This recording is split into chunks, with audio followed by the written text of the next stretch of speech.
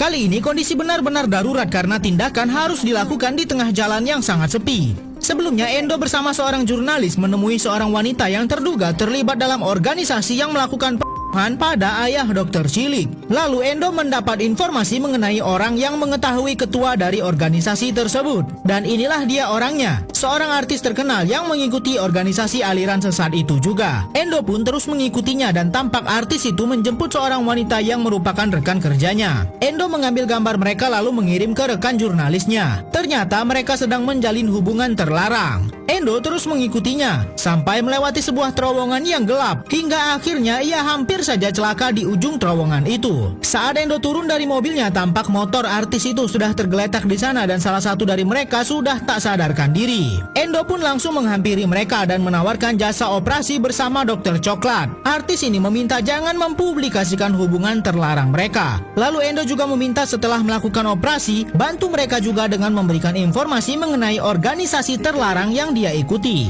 Setelah setuju, kini artis pria itu yang malah tak sadarkan diri. Dokter Cilik bersama timnya pun langsung menuju ke lokasi operasi. Sementara itu, Endo berusaha mempertahankan nafas pria tersebut. Setelah sampai, mereka langsung bergegas menolong Endo. Tampak Dokter Cilik langsung memeriksa mereka dan didapati ternyata kondisi mereka lebih parah dari yang dibayangkan. Kondisi artis pria tersebut sangat parah dan jika terlambat bisa kehilangan nyawanya. Endo meminta Yuki untuk mengoperasi artis pria terlebih dahulu karena ia mempunyai informasi penting. Karena kondisi pasien sama-sama darurat, Yuki pun meminta Endo yang menangani pasien wanita. Dokter Cilik bersama timnya akan melakukan operasi darurat di tengah jalan. Karena terdapat 2 pasien sekarat, Endo akan menangani salah satunya. Namun ia tampak ragu-ragu karena teringat kegagalannya di masa lalu. Bahkan ia semakin panik saat pasiennya mengalami kejang-kejang. Namun untung saja masih bisa ditangani oleh tim. Saat akan melakukan pengeboran kepada bagian kepala pasien, Endo semakin ketakutan dan tiba-tiba ia menghentikannya. Lalu ia mengaku kalau tak bisa melakukan ini semua. Kedua pasien yang sekarat harus segera ditangani sampai akhirnya Dokter Cilik mengatakan biar dia saja yang melakukan semuanya. Dokter Cilik pun melakukan penanganan darurat pada pasien pria yang ada di depannya dengan sesegera mungkin.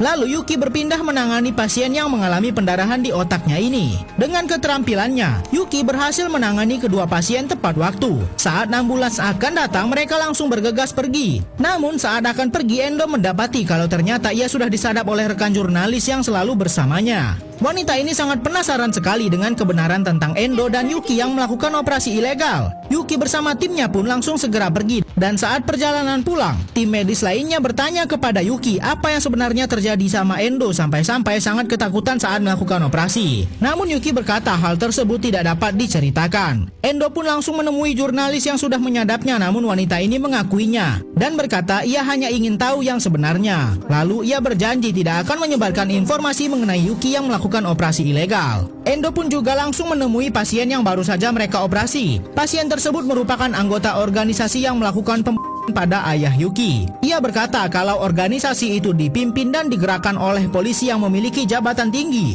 Mereka semua seakan-akan tak tersentuh dan bahkan kini mereka mempunyai rencana besar yang lebih berbahaya. Dokter Cilik bersama timnya sedang melakukan rapat untuk membahas calon pasien mereka yang mengalami kanker pada lambungnya. Namun tampak Yuki tidak fokus dan hanya terdiam saja. Tapi Yuki tidak mau mengatakan apa yang dipikirkannya. Lalu setelah selesai rapat, ternyata salah satu tim medis Yuki menemui orang yang sudah orang tua Yuki. Sebelumnya tim medis ini mendapat undangan untuk bergabung ke dalam organisasi terlarang yang menyebut mereka akan menyelamatkan dunia. Setelah mendengar kata-kata manis dari organisasi yang sebenarnya ini, tim medis Yuki ini malah mulai terpengaruh dan tertarik untuk bergabung.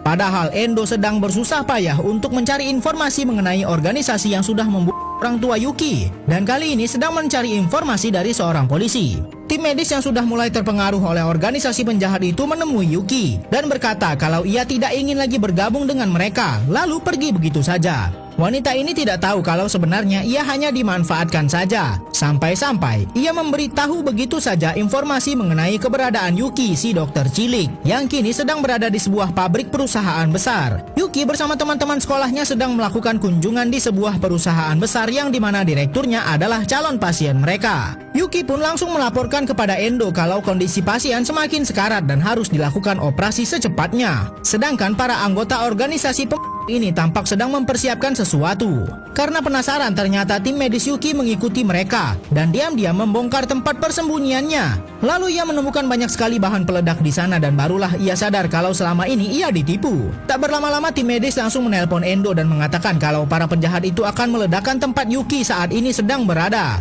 Yuki bersama tim medis lainnya kini sedang bersiap-siap untuk melakukan operasi pada klien mereka. Dan mereka semua tidak menyadari kalau gedung tempat mereka akan diledakkan oleh para organisasi pembunuh. Dokter Cilik sedang melakukan operasi kepada pasiennya di tengah bahaya. Sebelumnya saat Yuki bersama tim medisnya sedang melakukan persiapan operasi, Yuki mendapat telepon dari Endo dan Endo mengatakan kalau mereka harus segera pergi dari sana sebab gedung itu akan segera meledak. Dan tepat saat itu Endo melihat anggota organisasi teroris yang akan meledakkan tempat itu. Ia pun langsung berusaha mengejarnya. Salah satu tim medis yang sudah mengetahui akan ledakan itu berusaha memberitahukan mereka, namun ia malah tak bisa berkata-kata. Yuki malah meminta bantuannya untuk mempersiapkan alat darurat untuk menangani pasien. Yuki tampak sama sekali tidak takut walau sebenarnya mereka semua dalam bahaya. Dan yang terpenting bagi Yuki adalah keselamatan pasien yang ada di depannya. Setelah alat darurat berupa pompa dan balon siap, Yuki langsung memulai operasinya dan memasukkan balon itu ke dalam lambung pasien. Namun karena Endo memiliki keterbatasan fisik, ia malah kesulitan dan gedung itu akan diledakkan tepat di depan matanya. Padahal di sana banyak sekali anak-anak dan Yuki bersama timnya yang sedang melakukan operasi. Saat tombol peledak akan ditekan, untung saja rekan Endo datang di saat yang tepat dan menghentikannya. Teroris itu pun malah kabur meninggalkan mereka. Yuki bersama timnya masih berusaha keras untuk menyelamatkan nyawa pasien yang merupakan direktur perusahaan besar yang akan diledakkan gedungnya ini. Sampai Yuki pun berhasil menyelesaikan operasi di tengah bahaya ini. Namun salah satu tim medisnya masih menangis dan mengatakan sebenarnya akan ada ledakan di sini. Namun untung saja berhasil dihentikan oleh Endo. Saat mereka sedang membagikan imbalan atas keberhasilan operasi mereka, Endo tiba-tiba mendapat kabar kalau ada lagi pasien yang harus mereka tangani sebab banyak sekali pasien darurat di rumah sakit. Ternyata gedung tempat mereka melakukan operasi tadi benar-benar meledak. Terorisnya ternyata tidak hanya ada satu dan berhasil diamankan di rumah sakit ini. Pihak rumah sakit meminta dokter Cilik dan timnya untuk menangani pasien ini sebab Endo tentu saja sangat setuju menyelamatkan teroris itu sebab setelah itu ia akan menggali informasi dari orang tersebut. Awalnya salah satu tim medis menolak untuk melakukan operasi terhadap seorang teroris, namun Yuki tetap berusaha membujuknya. Ternyata tim medis Yuki ini mengalami trauma berat dengan seorang teroris sampai-sampai membuat kekasihnya tak bisa melakukan apa-apa lagi sekarang. Oleh karena itu ia tak ingin sama sekali menyelamatkan nyawa seorang teroris. Endo bersama tim medis lainnya pun langsung menuju ke rumah sakit tempat teroris itu berada. Mereka tidak bisa melakukan operasi di rumah sakit dan akan melakukannya di markas mereka. Tapi ternyata pergerakan mereka sudah terdeteksi oleh organisasi teroris tersebut dan salah satu anggota teroris lainnya akan dikerahkan untuk menyerang markas Dokter Cilik. Endo dan timnya pun langsung membawa pasien ke markas mereka dan ternyata tim medis yang awalnya menolak sudah berubah pikiran dan akan membantu operasi kali ini. Di sana juga ada seorang jurnalis yang bekerja sama dengan Endo. Namun ia sudah berjanji tidak akan membuat artikel tentang dokter bocil yang melakukan operasi seperti ini. Karena kondisi pasien sudah semakin kritis, operasi pun harus segera dimulai. Yuki meminta salah satu tim medisnya untuk mengangkat besi itu. Namun akhirnya ia memberanikan diri dan akhirnya secara perlahan besi yang tertancap berhasil dilepaskan tanpa pendarahan sedikit pun. Yuki pun akan segera melanjutkan operasi. Namun saat Endo sedang berjaga di luar, muncul seorang teroris lainnya yang siap menghabisi Endo, Yuki, dan semua teman-teman lainnya. Endo berusaha menenangkan teroris itu dan tampak banyak orang tiba-tiba berdatangan. Ternyata itu adalah pasukan gangster yang pernah Yuki dan Endo selamatkan. Para gangster itu berjanji akan melindungi Yuki si dokter Cilik yang pernah menolong mereka. Teroris itu pun akhirnya pergi dari sana dan berkat perlindungan mereka Yuki berhasil menyelesaikan operasi dengan lancar. Setelah teroris yang mereka selamatkan sadar, Endo langsung menginterogasinya dan menanyakan keterlibatan mereka dalam peledakan rumah orang tua Yuki. Lalu teroris ini mengatakan kalau penggerak mereka selama ini adalah seorang kapolsek. Setelah mendapatkan informasi, Endo pun langsung menyerahkan teroris itu kepada polisi. Sebelum pulang, Endo pun terus mengingatkan pada jurnalis ini untuk jangan pernah mempublikasikan apa yang sudah ia lihat tadi. Namun keesokan harinya saat Endo akan memberikan imbalan kepada timnya, tiba-tiba mereka semua ingin berhenti dari pekerjaan ini sebab identitas Yuki sebagai dokter Cilik sudah terbongkar dan kini mereka menjadi buronan polisi. Jurnalis tadilah yang sudah membuat artikel tentang Yuki, padahal ia sudah berjanji tidak akan melakukan itu. Karena kondisi semakin buruk untuk Yuki dan para tim pun juga sudah meninggalkan mereka, Endo pun langsung menitipkan Yuki di rumah teman ayah Yuki. Kini Endo dan Yuki harus berpisah sebab jika mereka terus bersama, pasti mereka akan tertangkap. Tampak Yuki benar-benar tidak ingin berpisah dengan Endo. Yuki si dokter cilik sebenarnya sudah berpisah dengan para tim medisnya. Namun salah satu dari mereka meminta Yuki untuk menolongnya untuk terakhir kali, sehingga mereka harus berkumpul kembali walaupun mereka sudah menjadi buronan. Sementara itu Endo akhirnya bertemu dengan penggerak utama organisasi teroris yang sudah menyerang orang tua si dokter cilik. Tapi orang ini berkata kalau sebenarnya bukan dirinya yang merupakan penggerak pertama kali yang terlibat di dalam ledakan rumah orang tua Yuki. Anggota teroris pun sudah disiapkan untuk menembak Endo. Namun setelah mendengar kalau ternyata orang ini bukan pemimpin yang asli dan ia hanya mengaku-ngaku saja, teroris ini pun mengurungkan niatnya. Pria ini pun heran kenapa Endo tak kunjung ditembak. Lalu setelah mengetahui kalau dirinya selama ini ditipu, teroris ini pun mengakhiri hidup orang yang mengaku-ngaku sebagai pemimpin mereka. Endo pun meminta bantuan kepada salah satu rekannya untuk membuka kembali artikel yang pertama kali dibuat oleh pemimpin organisasi teroris itu.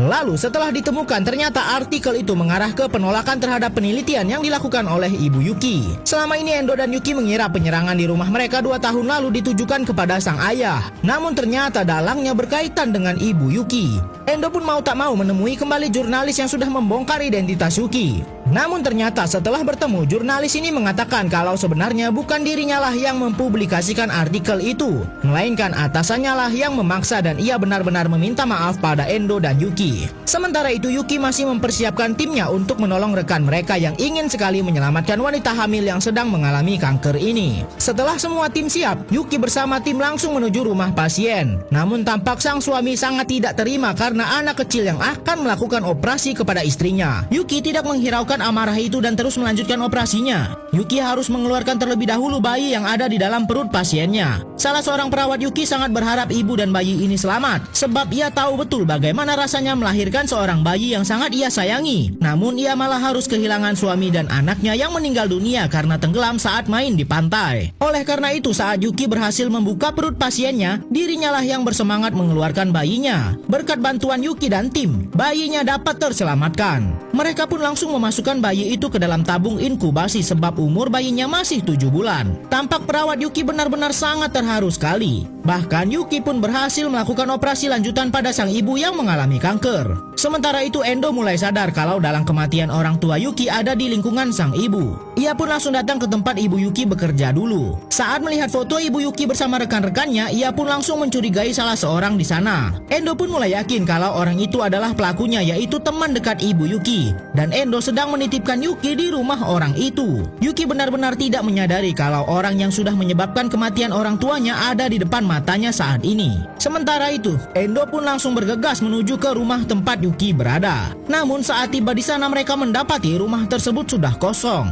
Barulah Endo teringat kalau mereka akan pindah ke luar kota. Wanita ini jelas akan berbuat jahat kepada Yuki. Bahkan suaminya sendiri pun sudah dia kurung di dalam lemari dalam keadaan tak sadarkan diri. Sebelumnya Endo datang ke rumah tempat ia menitipkan Yuki. Bahkan ia menemukan suami wanita ini pingsan tak sadarkan diri. Endo semakin panik dengan keadaan Yuki. Setelah menemukan Yuki, Endo cukup lega ternyata Yuki masih dalam keadaan baik-baik saja. Di depan mata Yuki, Endo mengatakan fakta yang sebenarnya kalau wanita ini adalah dalang dari pembunuhan orang tua Yuki. Endo pun meminta wanita ini untuk menceritakan semua yang sebenarnya. Akhirnya ia pun mengaku kalau semua itu hanya karena iri semata. Wanita ini adalah teman dekat ibu Yuki. Mereka melakukan penelitian bersama-sama, namun pada suatu saat ia harus di PHK karena lab penelitian mereka kehabisan dana. Sedangkan ibu Yuki masih bisa terus bekerja. Ibu Yuki menjadi sangat terkenal dan sukses sekali dengan penelitiannya. Melihat itu semua, wanita ini sangat marah dan iri. Lalu ia pun membuat artikel yang mengatakan kalau hasil penelitian ibu Yuki adalah sebuah hal yang berbahaya dan dikendalikan oleh para penjahat besar di dunia. Ternyata para pembaca tulisan itu banyak yang menyukai teori konspirasi palsu yang dibuatnya. Wanita ini pun mulai merasa seperti Tuhan dengan banyak sekali pengikut. Lalu ia meminta para pengikutnya untuk membuat tato seperti yang ada di lehernya. Dan ternyata ia semakin puas saat banyak sekali orang yang mengikuti aliran sesat yang sudah ia buat. Semua semakin jauh saat ada seorang pengikut yang ingin orang tua Yuki, dan ia malah mempersilahkan dan mengatakan kalau ibu Yuki adalah peneliti jahat. Lalu ledakan besar di rumah Yuki pun terjadi. Dan kini setelah semua terbongkar, para pengikut aliran sesat tersebut sudah menyerahkan diri ke polisi atas keinginan mereka sendiri. Yuki benar-benar terpukul sekali setelah mendengar itu semua. Karena merasa menyesal, wanita ini pun akan mengakhiri hidupnya. Namun saat Yuki akan menghentikannya, malah Yuki yang terkena tusukan pisau itu. Dokter cilik mengalami luka parah di perutnya karena tertusuk pisau. Karena Endo hanya satu-satunya dokter di sini, ia harus melakukan operasi kepada Yuki dan melupakan semua traumanya saat melakukan operasi.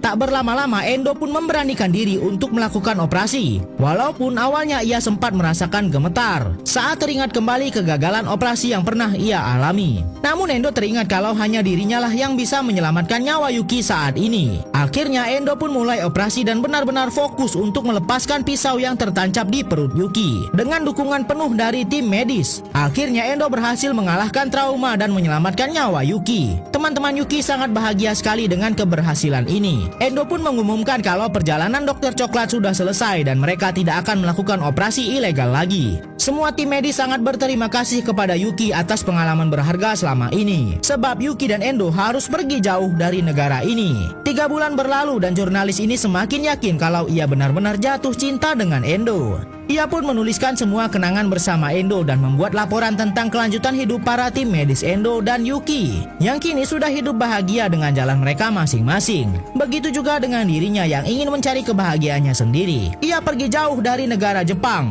dan menuju ke suatu tempat yang sangat asing. Ternyata disinilah tempat Yuki dan Endo membebaskan diri dari semua masalah yang sudah mereka alami. Jurnalis ini menyusul Endo yang sudah pergi jauh untuk menyatakan cintanya dan berharap bisa mendampingi Endo dan Yuki.